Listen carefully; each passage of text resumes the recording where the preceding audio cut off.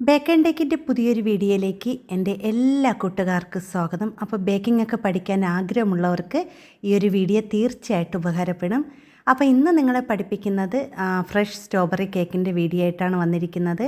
അപ്പോൾ നിങ്ങൾ ചെയ്യേണ്ട ഇത്രമാത്രം വീഡിയോ സ്കിപ്പ് ചെയ്യാതെ കാണുക. പിന്നെ വീഡിയോയിൽ കാണുന്നത് പോലെ നിങ്ങൾ കേക്കൊക്കെ ഉണ്ടാക്കി പഠിക്കണം. അതിനുശേഷം അതിൻ്റെ അഭിപ്രായങ്ങളെല്ലാം എൻ്റെ കമൻറ്റ് ബോക്സിൽ കമൻറ്റായി അറിയിക്കണം.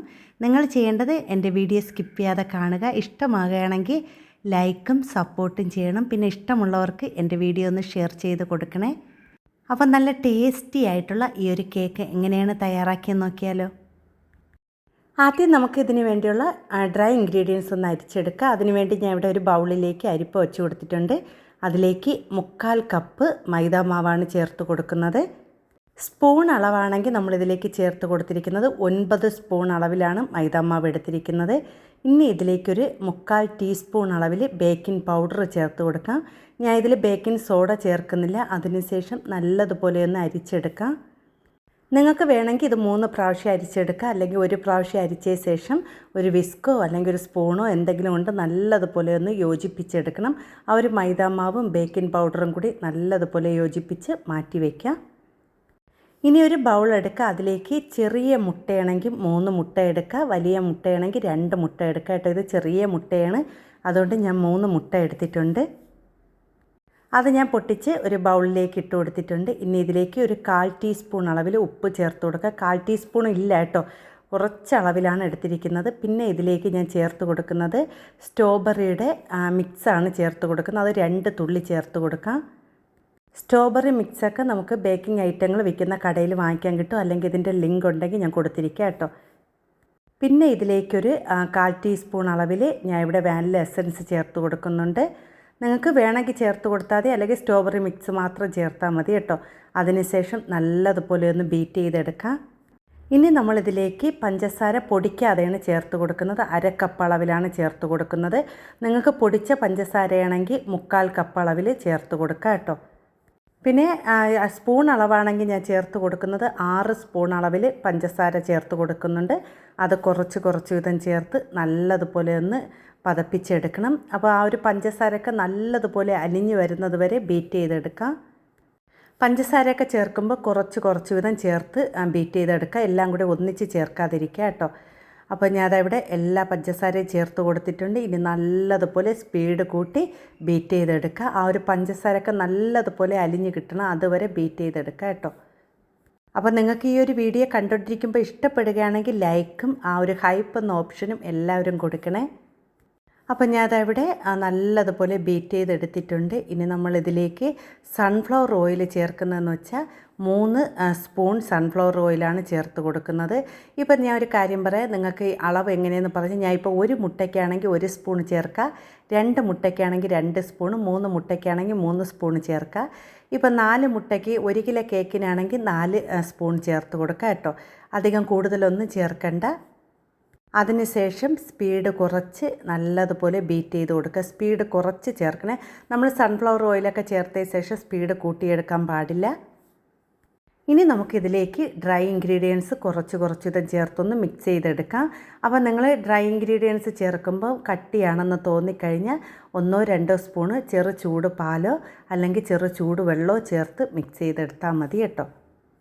അപ്പം നിങ്ങൾ ബേക്കിംഗ് ഒക്കെ പഠിക്കാൻ ആഗ്രഹമുള്ളവർക്ക് 1 രൂപ ചിലവില്ലാതെ നിങ്ങൾക്ക് ഈ ഒരു വീഡിയോ കണ്ട് ബേക്കിംഗ് പഠിക്കാം കേട്ടോ. അല്ലാതെ നിങ്ങൾ പൈസ കൊടുത്തൊന്നും ബേക്കിംഗ് പഠിക്കേണ്ട കാര്യമല്ല. ഞാൻ കൃത്യമായിട്ട് അളവ് എല്ലാ കാര്യങ്ങളും ഞാൻ പറഞ്ഞു തരുന്നുണ്ട്. അതുകൊണ്ട് നിങ്ങൾ ചെയ്യേണ്ട വീഡിയോ സ്കിപ്പ് ചെയ്യാതെ കാണുക. എങ്കിൽ മാത്രമേ ഞാൻ ചേർക്കുന്ന ഇൻഗ്രീഡിയൻസും അതുപോലെ തന്നെ അളവുകളും എല്ലാം മനസ്സിലാക്കാൻ പറ്റുള്ളൂ കേട്ടോ. അതിനുശേഷം ഞാൻ അതവിടെ കേക്ക് ടിന്നിലേക്ക് ഒഴിച്ചു കൊടുക്കുകയാണ്. ഞാൻ ഇവിടെ 7 ഇഞ്ചിൻ്റെ കേക്ക് ടിന്നാണ് എടുത്തിരിക്കുന്നത്. ഇനി ഇതിനെ നമുക്ക് 2-3 പ്രാവശ്യം ഒന്ന് ടാപ്പ് ചെയ്ത ശേഷം 10 മിനിറ്റ് ചൂടാക്കി ഇട്ടിരിക്കുന്ന അലുമിനിയം പാത്രത്തിലേക്ക് ഒരു 35 മിനിറ്റ് ബേക്ക് ചെയ്തെടുക്കാം കേട്ടോ. അപ്പോൾ കേക്ക് വേകുന്ന സമയം കൊണ്ട് നമുക്ക് കുറച്ച് സ്ട്രോബെറി ഒന്ന് മിക്സിയിൽ അരച്ചെടുക്കണം. ഞാൻ ഇവിടെ കുറച്ച് സ്ട്രോബെറി എടുത്തിട്ടുണ്ട്. അത് നല്ലതുപോലെ ഒന്ന് അരച്ചെടുക്കാം.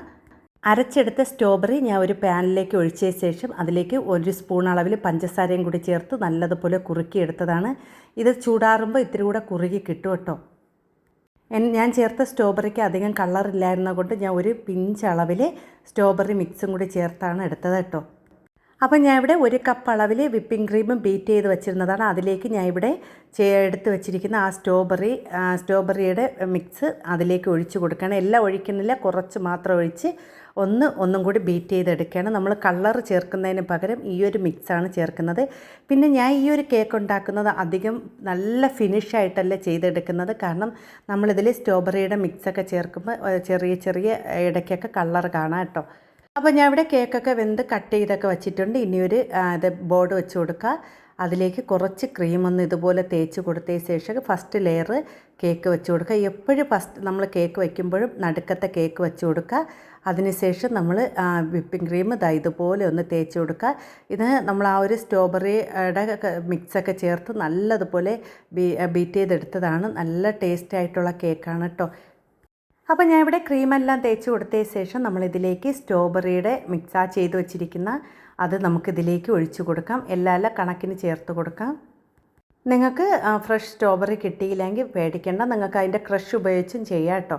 അപ്പോൾ ഞാൻ ഇവിടെ ഇതുപോലെ ഒന്ന് തേച്ച് കൊടുക്കുകയാണ്. അതിനുശേഷം ഇതിലേക്ക് കുറച്ച് മിൽക്ക് മേഡാണ് ആദ്യത്തെ ലെയറിൽ ചേർത്ത് കൊടുക്കുന്നത്. അപ്പോൾ നിങ്ങൾക്ക് വേണമെങ്കിൽ ഇതിലേക്ക് കുറച്ച് സ്ട്രോബെറി ചെറിയ കഷ്ണങ്ങളാക്കി കട്ട് ചെയ്തിട്ട് കൊടുക്കാം കേട്ടോ. ഇനി രണ്ടാമത്തെ ലെയർ ഞാൻ വെച്ച് കൊടുക്കുകയാണ്. അത് ആദ്യത്തെ ലെയറാണ് വെച്ച് കൊടുക്കുന്നത് കേട്ടോ. അത് വെച്ച് കൊടുത്തിട്ട് ഇതുപോലെ ഒന്ന് തേച്ച് കൊടുക്കാം.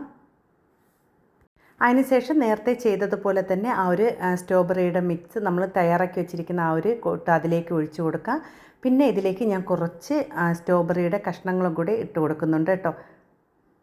അപ്പോൾ അതും കൂടി ചെറുതായിട്ട് കഷ്ണങ്ങളാക്കി ഇട്ട് കൊടുത്തിട്ടുണ്ട്. അതേപോലെ 3 ലെയറും ചെയ്തെടുത്തിട്ടുണ്ട്. ഇനി ഒരു ക്രം കോട്ട് ചെയ്തതിന് ശേഷം ഒരു 10 മിനിറ്റ് ഫ്രിഡ്ജിൽ വെച്ചൊന്ന് തണുപ്പിച്ചെടുക്കാം കേട്ടോ. അപ്പോൾ ഈ ഒരു കേക്ക് അധികം ഫിനിഷാക്കി എടുക്കുന്നതല്ല, ഒന്ന് പെട്ടെന്ന് നമ്മൾ ചെയ്തെടുക്കുന്ന കേക്കാണ് കേട്ടോ. കാരണം നമുക്ക് ചില കേക്കുകളൊക്കെ ഫിനിഷ് ചെയ്യാതെ എടുക്കാം കേട്ടോ. അത്ര നല്ല ഒരിതായിരിക്കും കേട്ടോ. നമുക്ക് നല്ല ഫിനിഷ് ചെയ്യാൻ അറിയാത്തവർക്ക് ഈ ഒരു കേക്ക് എന്തായാലും തീർച്ചയായിട്ടും ഉപകാരപ്പെടും. അപ്പം ഞാൻ അതവിടെ പുറത്ത് നമ്മൾ ഫൈനൽ ക്രീം തേച്ച് കൊടുക്കുകയാണ്. അപ്പോൾ അതൊന്നിത്തിരി കട്ടിക്ക് തേച്ച് കൊടുത്തതിന് ശേഷം നമ്മൾ നേരത്തെ ചെയ്യുന്നത് പോലെ തന്നെ ഒരു കാർഡ് ഉപയോഗിച്ച് ഒന്ന് ഇത് നമ്മൾ ലെവൽ ചെയ്ത് കൊടുക്കണം കേട്ടോ. കൂടുതൽ നമ്മൾ കാർഡ് ഉപയോഗിച്ച് കൂടുതലായിട്ട് ഫിനിഷ് ചെയ്തെടുക്കേണ്ട ആ ഒരു രീതിയിലാണ് കേട്ടോ. കാരണം നമ്മൾ ആ ക്രീമിൽ നമ്മൾ നേരത്തെ സ്ട്രോബെറിയുടെ മിക്സ് ചേർത്തപ്പോൾ അത് നമുക്ക് ആ ഒരു ക്രീമിൽ ഇടയ്ക്കിടയ്ക്ക് ഒരു ഇത് കാണാൻ പറ്റും. അതുകൊണ്ട് നമ്മൾ കൂടുതൽ ഫിനിഷ് ചെയ്തെടുക്കേണ്ടത് ഇതുപോലെ ഒന്ന് നമ്മൾ ചുറ്റിച്ച് കൊടുത്താൽ മതി കേട്ടോ. അപ്പോൾ ഞാൻ ഇവിടെ കേക്കൊക്കെ ഒന്ന് ഫിനിഷ് ചെയ്തെടുത്തിട്ടുണ്ട്. നിങ്ങൾ കാണുമ്പോൾ തന്നെ അറിയാം, ഒട്ടും തന്നെ ഫിനിഷ് ചെയ്തെടുത്തിട്ടില്ല. ചെറിയ രീതിയിലാണ് ഒന്ന് നമ്മൾ ക്രീമൊക്കെ തേച്ച് ഒന്ന് ഇത് ഫിനിഷ് ചെയ്തെടുത്തത്. ഇനി നമുക്ക് ആ ഒരു നൈഫ് വെച്ച് ഇതുപോലെ ഒന്ന് കുറച്ച് ക്രീം എടുത്തത് ഇങ്ങനെ ഒന്ന് തേച്ച് കൊടുത്താൽ മതി കണ്ടോ. നിങ്ങൾക്ക് എളുപ്പത്തിൽ ചെയ്യാൻ പറ്റിയൊരു ഡിസൈനാണ് കേട്ടോ. നമുക്ക് ഒന്നും പാടില്ല. പിന്നെ നമ്മൾ ഫ്ലവർ നോസിൽ കൊണ്ട് ഇതുപോലെ പൈപ്പിംഗ് ബാഗിൽ ക്രീം എടുത്തതിന് ശേഷം ഇതുപോലെ ഒന്ന് വെച്ച് കൊടുക്കുക കേട്ടോ. അതിൽ ചെറിയൊരു കളറും കൂടി ഞാൻ ചേർത്ത് കൊടുത്തിട്ടുണ്ട് ആ ഒരു ക്രീമിൽ. അതിന് പിങ്ക് കളറാണ് കേട്ടോ. ചെറിയ രീതിയിലൊരു പിങ്ക് കളറും കൂടി ചേർത്ത് മിക്സ് ചെയ്തതിന് ശേഷമാണ് നമ്മൾ പൈപ്പിംഗ് ബാഗിൽ ആ ഒരു റോസ് ഫ്ലവർ ചെയ്ത് കൊടുത്തത്. ഇനി ഇതിലേക്ക് നമുക്ക് മുകളിൽ ഫ്രഷ് സ്ട്രോബെറി വെച്ച് കൊടുക്കാം കേട്ടോ. അപ്പം സ്ട്രോബെറി കേക്കൊക്കെ തയ്യാറാക്കാൻ അറിയാത്തവർ വീഡിയോ കണ്ട് തയ്യാറാക്കി നോക്കണം കേട്ടോ. എന്തെങ്കിലും സംശയം ഉണ്ടെങ്കിൽ നിങ്ങൾക്ക് എന്നെ വിളിച്ച് കേൾക്കാവുന്നതാണ്. അതിനുള്ള മറുപടികളെല്ലാം പറഞ്ഞു തരും. നിങ്ങൾക്ക് ബേക്കിങ്ങിനെ കുറിച്ച് എന്ത് സംശയം ഉണ്ടെങ്കിലും എന്നെ വിളിച്ച് കേൾക്കാവുന്നതാണ് കേട്ടോ. നിങ്ങൾ വിളിക്കുമ്പോൾ ഒരിക്കൽ ചിലപ്പോൾ ഫോൺ എടുക്കാൻ വിട്ടു പോയിട്ടുണ്ടെങ്കിലും നിങ്ങൾ രണ്ടാമത് വിളിക്കുമ്പോൾ ഞാൻ എടുക്കും കേട്ടോ. കാരണം ചിലപ്പം എന്തെങ്കിലും ശബ്ദങ്ങളോ വല്ലതും ഉണ്ടെങ്കിൽ ഫോൺ നമുക്ക് ബെല്ല് കേൾക്കാനും പറ്റില്ല. അങ്ങനെയൊക്കെ ആയിരിക്കും ചിലപ്പം നമുക്ക് എടുക്കാൻ പറ്റാത്തത് കേട്ടോ. ഇനി നമുക്ക് ഈ ഒരു കേക്കൊന്ന് കട്ട് ചെയ്ത് നോക്കാം കേട്ടോ. അപ്പോൾ നല്ല ടേസ്റ്റിയും വളരെ പെട്ടെന്ന് തയ്യാറാക്കാൻ പറ്റിയ ഒരു സ്ട്രോബെറി കേക്കാണ്. അപ്പോൾ നിങ്ങൾ സെയിൽ ചെയ്യാനൊക്കെ ആഗ്രഹമുള്ളവർക്ക് നല്ല രീതിയിൽ ചെയ്ത് കൊടുക്കാൻ പറ്റിയ നല്ലൊരു കേക്കാണ് കേട്ടോ.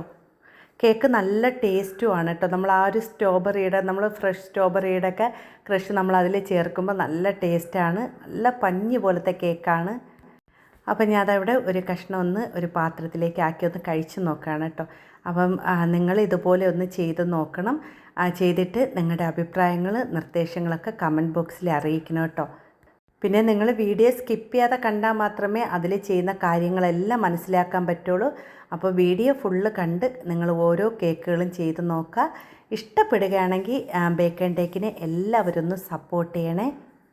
ഇതുവരെ എന്നെ സപ്പോർട്ട് ചെയ്ത എൻ്റെ എല്ലാ കൂട്ടുകാർക്കും ഒരുപാട് നന്ദിയുണ്ട്. ഇനിയും എല്ലാവരും ഒന്ന് സപ്പോർട്ട് ചെയ്യണേ.